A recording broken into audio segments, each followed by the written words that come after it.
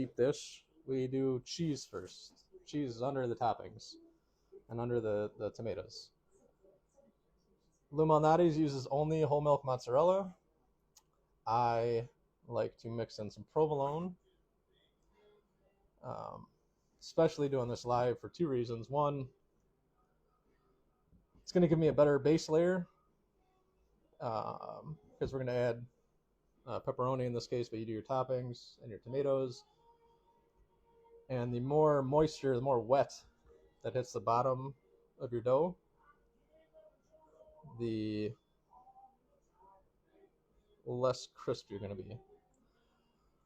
So I like to layer like this, and if you can get whole milk mozzarella from the deli and sliced, you can do the same thing with just the mozzarella then. I have provolone on hand, so I'm using provolone.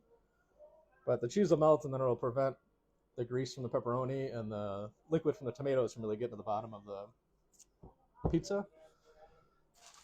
And that will result in a crisper crust, which is what we're going for. It's not like super thin. Actually, I'll measure it for you.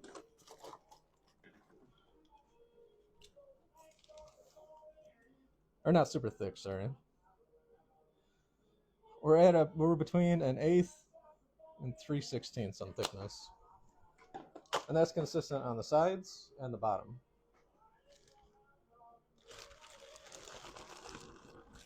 So this is just shredded whole milk mozzarella that I had from my thin crust day yesterday. And if you watch, if you're on YouTube or if you live around here, you can go see it. They call it a cheese pull when they're pulling the deep dish pizza with the spatula and they pull it up and you get the stringy on the sides. That's this cheese. That's the whole milk mozzarella. And it's low moisture whole milk mozzarella, which is a very, very important distinction.